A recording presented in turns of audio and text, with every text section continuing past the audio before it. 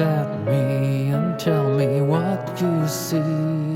I look at you and tell you what I feel. Look at me and tell me what you see. I look at you and tell you what I feel.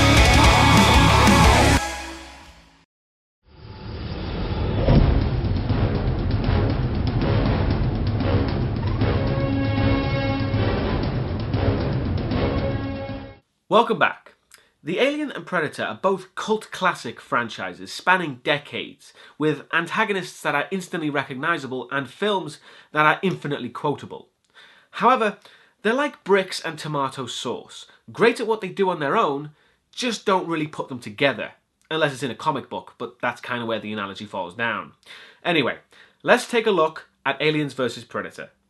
We start in the 1900s in an Antarctic whaling station with a man running from a predator, and as he's about to be killed, a xenomorph appears attacking the predator, which is a lovely prologue that won't really make any sort of sense later on in the film, so look forward to that. After the credits, we open on a satellite made to look like an alien queen. The movie's full of these kinds of little nods here and there to the series, however, they're more fan service than any kind of significant reference. It's all just window dressing. The satellite takes pictures which are received back at base, and the pictures show that an unidentified heat source is coming from the ice, which is where I should give the film some kudos. Because what's happening in the film is based on the real-life Vela incident, in which an unexplained double flash of light was seen by a satellite, and it's still unexplained today. So yeah, I enjoy the inclusion of real-life strange events into fiction. We're then introduced to our main character Lex, who's climbing a mountain, so we understand she's a badass woman, as is Paul W.S. Anderson's style, and making her the Sigourney Weaver of the film. She gets a phone call which causes her to nearly fall, so that was a great idea to bring along. The call is from an associate of the Wayland Corporation and of Mr. Wayland himself, who asks to speak with her and conveniently parks his helicopter at the top of the mountain to give Lex a lift. Which was either there way before Lex got anywhere near the mountain, or the Predators aren't the only ones with stealth technology, cause she would have fucking noticed. We shift to Mexico at an excavation of a pyramid, and there's a discovery made.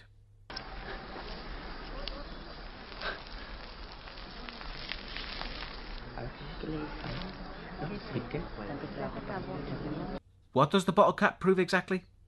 They say they were looking for the burial chamber, but why were they looking for it in a small alcove? And why does the bottle cap mean they failed? My point is, not much thought has been used to give these people fleshed out backstories. They could just as easily say, this person has a backstory, and it would have the exact same effect. Plus, we only see 3 people, so I don't think they're that committed to it. Back with Lex, who's travelling by helicopter with a really twitchy guy who's intent on photographing everything, despite it being kind of a secret operation. And we're told he has 2 sons to make us give a shit about him, which is all for naught as he's blatantly alien food from the get-go. Everyone meets up on the ship the Piper Maru, cause presumably the Kobayashi Maru was busy elsewhere, and they begin with Wayland giving the briefing, and you'll notice Wayland is played by Lance Henriksen. Which, I know that Lance Henriksen is a legend, but he does have a tendency of not turning down shitty films. I know, I've seen Hellraiser 8. It's a nice connection to Bishop in the Alien movies, but it's superficial at best. Also, I'm noticing a lot of references to the Alien franchise, but not a lot of references to the Predator franchise. They do know it's Alien versus Predator, right, and not Alien. Oh right, versus Predator. The briefing continues as everyone is told the heat source is coming from a pyramid buried beneath the ice, and Wayland says that it's either Egyptian, Aztec or Cambodian. I think your experts are right. Which one? All of them. Meaning what exactly? This pyramid contains the features of all 3 cultures. This might be the first pyramid ever built. But built by whom? By the first civilization. Is that how cultures work? I'm not sure. If it contains elements of all 3 cultures, wouldn't it make more sense to assume that the cultures came together to build it, rather than one culture splitting up parts of itself equally, like a divorced couple splitting up the silverware? They get told all about the site and how they're going to dig to the pyramid, but Lex insists on training everyone for 3 weeks before they go there, which obviously the people in charge think is a bad idea, because why would training be good? To which, rightly so, Lex chooses to leave. But when Lex hears her replacement is not as experienced as her, she tells Wayland how stupid he is, but is then later convinced to stay by the other team members, so conflict over, I guess. Meanwhile, above the planet, a ship comes into view as Predator masks have fed information, which is a small visual reference to the beginning of Alien, where screens were being reflected in helmets. Seriously, I'd take any Predator reference at this point. But anyway, the Predator ship fires a weapon into the Earth below. Back with the team, Lex gives them a speech about what to do. 1. No one goes anywhere alone, ever. 2. Everyone must maintain constant communication. 3. Unexpected things are going to happen. When they do, no one tries to be a hero. Understood? It's nice to see the movie lay out the rules that will all be broken in a very short space of time. It keeps us from guessing. Can't have too many surprises. Lex sees one of the team loading her gun. Why the fuck she thinks she needs one is beyond me. Unless she's been reading ahead in the script, it makes absolutely no goddamn sense. And while travelling to the site, Lex talks with the person I'll just call Bottle Cap Guy from now on. And I can see why he would make a necklace out of his failure at the dig site. Actually, no. Why keep the fucking bottle cap? But he does have some wisdom for us. When I was a kid growing up in Italy, you know what they call a moon that big? La luna del cacciatore. What's that? Hunter's moon. Yeah, because the Predators only come during full moons, except every other time. So that was a good piece of wisdom right there. And if it wasn't referring to the Predators, then it was completely pointless. They reach the abandoned whaling station we saw at the start, and after the twitchy guy wanders off alone, instantly breaking one of the rules, and wasting a few more minutes of screen time for no reason, the team finds a giant hole dug into the ice, which was the beam from the ship we saw. Which means now I get to explain why the prologue makes no sense. The prologue showed the aliens and Predators fighting, indicating that this has happened before, except there's no way into the pyramid already. And I don't think a hole the required size would just completely disappear in 100 years. And I find it hard to believe that the Predators, who we've seen don't give much of a fuck about remaining secret, what with one of them rampaging through LA in Predator 2. So I doubt they'd do much cleanup after a hunt like this. While the team speculates on what caused the hole, the Predators are suiting up in a rather familiar style.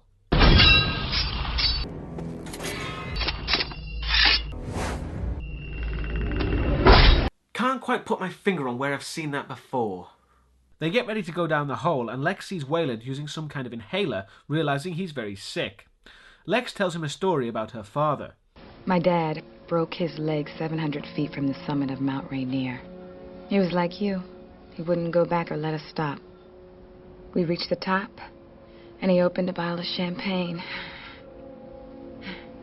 I had my first drink with my dad at 14,400 feet.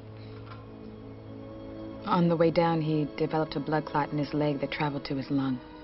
But Wayland convinces her to let him go with some emotional manipulation. You think that's the last thing your dad remembers? The pain? Or drinking champagne with his daughter 14,000 feet in the air? And will that bit of Lex's backstory influence her throughout the film as she sees the team she was supposed to protect die? And will it make her more determined to help other people? Will it fuck? Half the team go down and the other half stay on the surface, and that's when the Predator ship flies above. Yeah, they could have the ship not fly over everyone, but clearly they don't give a fuck. And then they drop 3 pods containing our main Predators for the film. The team reaches the bottom of the hole, setting up the lights, and we see the pyramid isn't buried under several thousand tons of ice. Because in archaeology, nothing needs to be dug up. Everything gets a nice cozy cave to remain preserved in for centuries. The team go into the entrance to the pyramid, and one of them activates a switch alerting the Predators and activating the pyramid fully, as an alien queen is brought out of cryogenic suspension. Meanwhile, our bottle cap friend starts inspecting the hieroglyphs. Recognize the Egyptian. The second symbol is Aztec, pre-conquest era. The third is Cambodian. Then you were right. The pyramid contains all 3 cultures.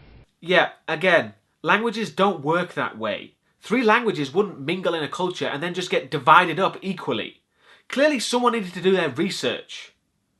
Up top, the predators have started to make themselves known as more guys who've clearly seemed to have read the script with all the guns around, all get slaughtered by the predators. But considering the humans are there to be hosts for the xenomorphs, killing them beforehand would seem counterproductive, really. Also, I love how we see a predator clearly attack an unarmed man, and then they wait for him to pick up a pistol before trying to kill him again. I mean, make up your fucking mind. Either they're honourable as they should be, or they're not. You can't turn it on and off whenever you want. And I say that because I know the predators from previous movies, because this film does a piss poor job at characterising the predators. But anyway, the guy falls down the big hole as the predators watch the team find the sacrificial chamber. And hey look, whoever built the pyramid clearly was a fan of Alien 3. Good God, I'd pay for a reference to the Predator series at this point. Seriously, it's getting ridiculous at clearly how little they care about the Predator franchise. Also, why is the chamber completely undisturbed if the whalers were supposed to have been there as well? Just another example of why the prologue makes no sense.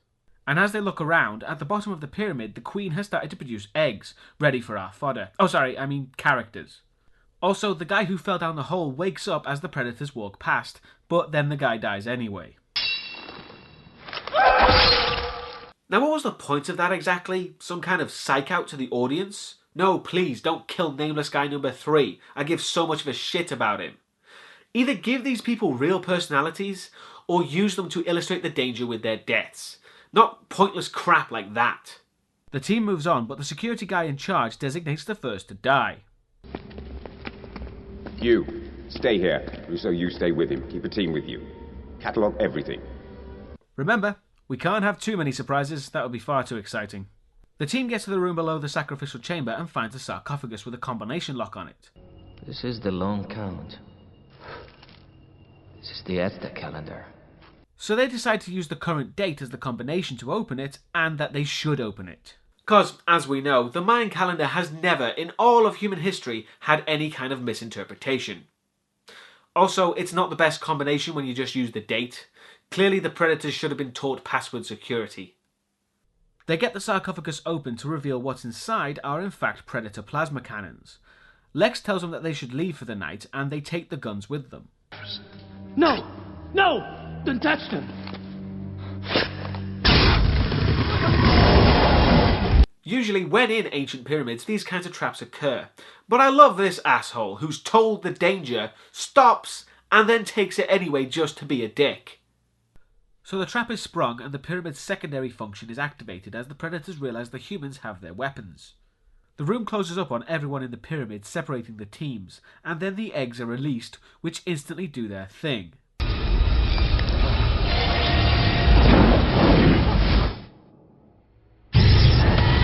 What the fuck was with the bullet time? Seemed pointless to say the least. What are you doing? My job. Again, how the fuck do these people know that guns will be necessary? And to make it worse, do you know how many things die from one of these guns? 2. 1 facehugger and 1 human. You might as well not have them there at all and save yourself the stupid plot hole. Instead of staying put, which would be logical, they decide to move into the pyramid, and the people who got facehugged start waking up, which means the aliens have arrived.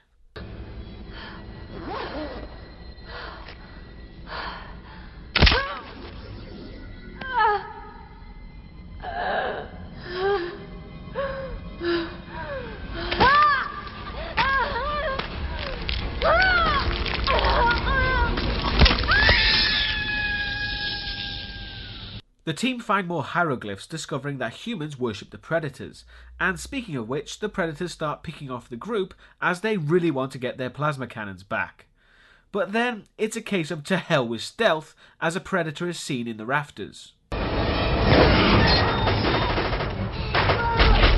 Now, I know it's a different circumstance, but it still works here. In Predator the film, the creature only attacked when it knew it had the upper hand. There was a sense of high strategic tactics there. And you don't get that with these predators. They feel more like brawlers with swords and spears. They lack that sense of tactics, which, apart from their technology, doesn't make them any different to the xenomorphs.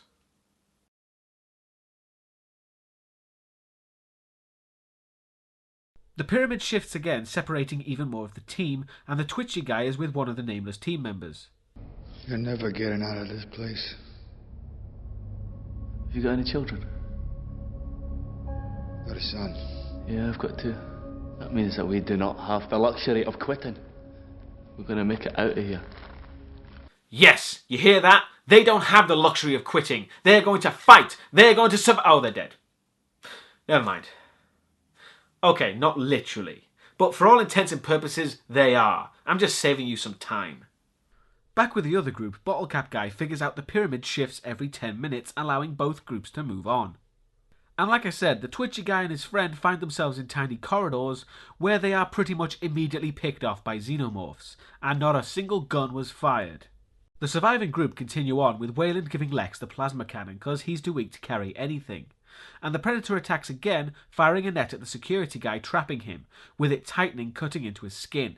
You know, Paul W.S. Anderson directed Resident Evil, in which that actor, Colin Salmon, was also in. Do you know what happened to his character? Got it.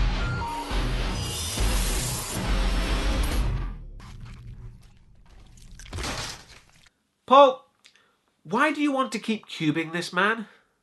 I'd really like an answer to that question. But the guy gets speared anyway, killing him, and Lex is kicked by a Predator. They kick people now, apparently. Instead of, making cold, calculating killing blows when an opportunity arises. But that would require strategy and tactics, clearly beyond the skills of these Predators. And as the Predator tries to kill Lex, an alien appears from behind, stabbing the Predator through the back, and then killing him. Which pretty much confirms my suspicion of the filmmakers not giving a fuck about the Predator franchise. That wasn't exactly the verses the title promised. But then the film does indeed deliver on an actual fight, as the second Predator and Xenomorph fight, while the team manage to slip away. The Predator and the Xenomorph square off, with the Predator being knocked to the ground. He uses his wrist blade to slice the alien's tail, which destroys his wrist blade and makes it spray acid everywhere, so that was a good move. And while the Predator is distracted by the acid on its armour, the alien slips him and attempts to attack from behind.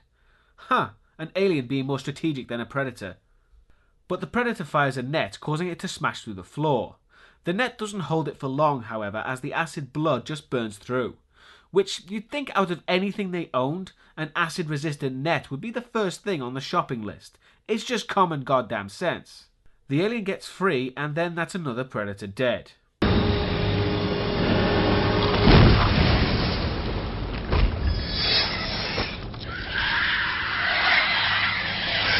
Fuck me, these Predators suck really bad. Yes, you could argue they're initiates and not proper Predators, but clearly that doesn't make a good Aliens vs Predator movie. And it makes the Predators look absolutely fucking useless without their plasma cannons. They don't need to be perfect hunting and killing machines. Just a little bit of competency is all I'm asking for. Our remaining main characters are still running, but have to stop because Wayland is too sick to keep going. And as they rest, the third Predator arrives to get the cannon from Lex. Wayland attempts to attack it, which does nothing, but the Predator doesn't kill him as he sees he's dying, and as such it wouldn't be an honourable kill. Don't turn your back on me.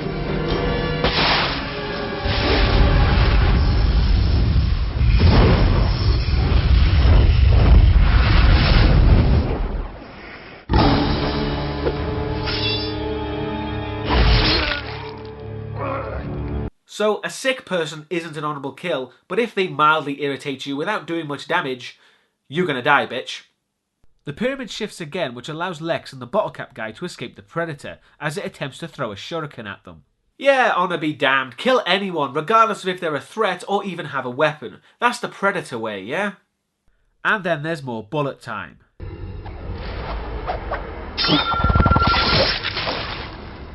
Why the bullet time again? And why is it only for face huggers? Are face huggers the one? And so we know this Predator isn't as useless as the others.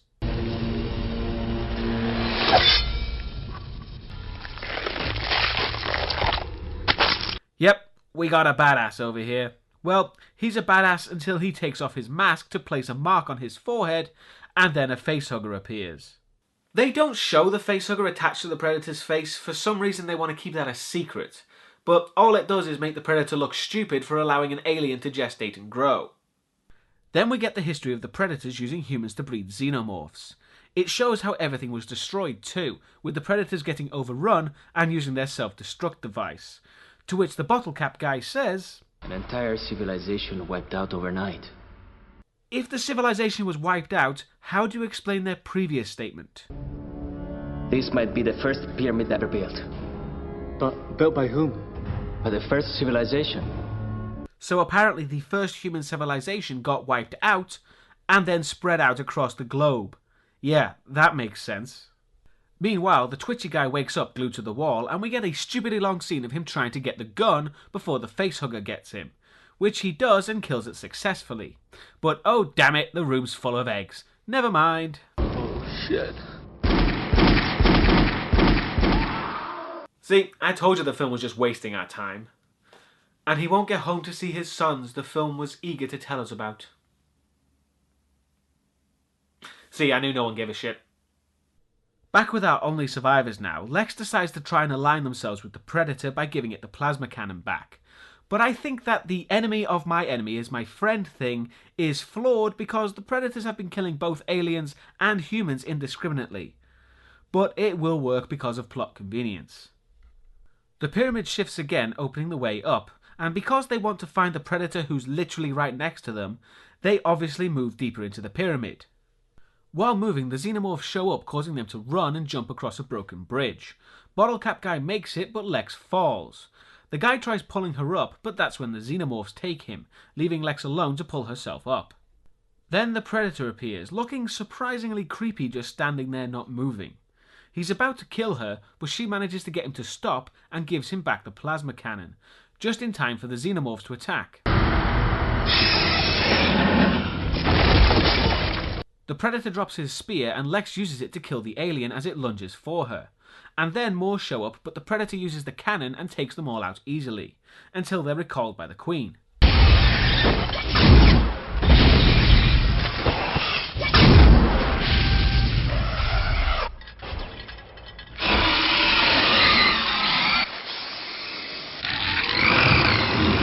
Further proving my point that this film thinks the Predators are fucking useless without their plasma cannons, which is bullshit, frankly.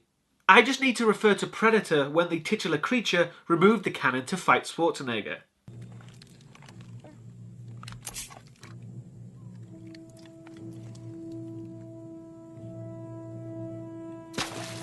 This movie just likes shitting on the Predator franchise for some reason. And after the shooting, the Predator takes back his spear. And that's another thing. Why are only some Predator weapons resistant to alien blood? Spears don't melt, but the Predator's primary weapon, the wrist blade, does. Why does that make sense?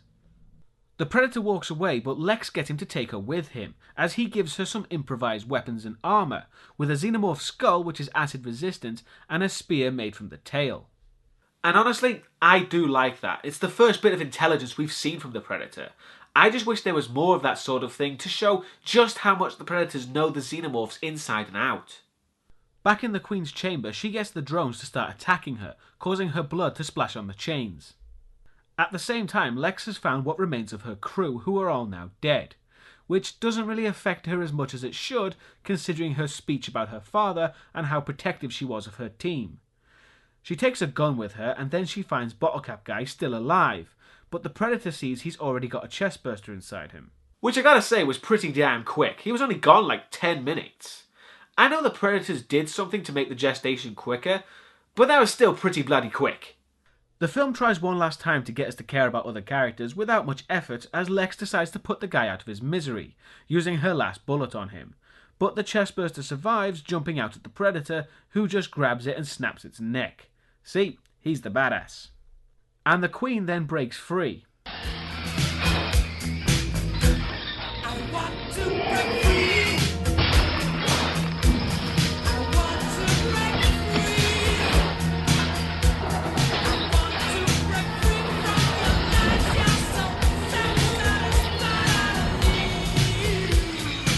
The Predator sees more eggs filling the room and decides to set his self-destruct device as they run for it to get into the elevator, but an alien jumps the Predator, wounding him, and Lex is needed to kill it.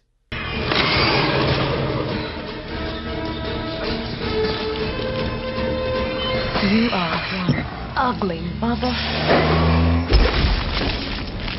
Oh, remember, you can't fucking swear, dear. It's a fucking PG-13.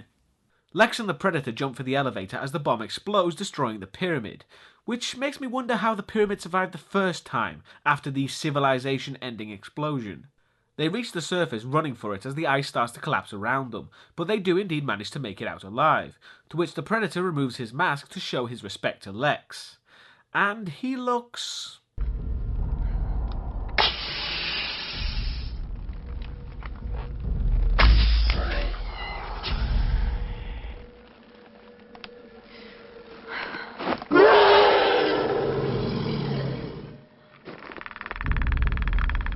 really fucking goofy. Seriously, take a look at the original Predator. And now this Predator. Just something about him really doesn't work. He almost looks cartoonish. And the Predator gives her his mark, which luckily for her doesn't burn right through her face. And then the Queen appears.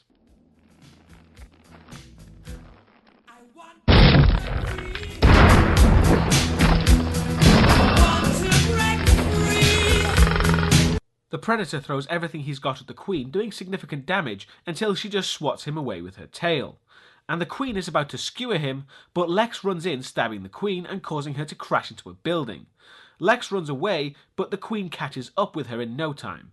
Lex hides under a water tower with the Queen trying to bash it over, but it's the Predator to the rescue, stabbing the Queen through the head. Yeah, what happened to the tagline, "Whoever wins, we lose"? That's clearly not the case, and I think anyone would tell you that the xenomorphs are the real evil here. So the tagline was pretty pointless to begin with. Lex and the Predator grab the Queen's chain and attach it to the water tower about to fall, and then, as some kind of fuck you, the Queen still manages to skewer the Predator before she's dragged off the cliff.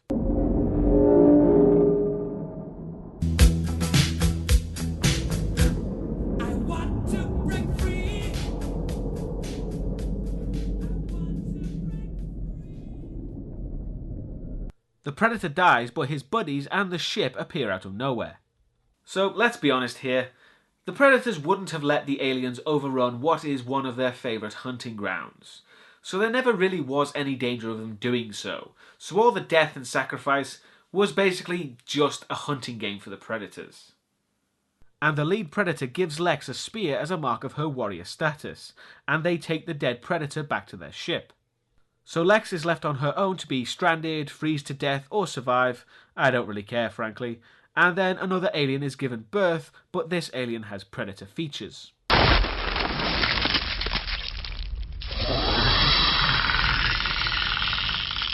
Which sets us up for the sequel, but considering the last act of this film was Predators not noticing an alien ready to burst, making them very stupid, I wouldn't hold out much hope for it being any good. AVP could have been a lot better than it was. After all, there were several years worth of material in the comic books and things like that, but it just didn't work.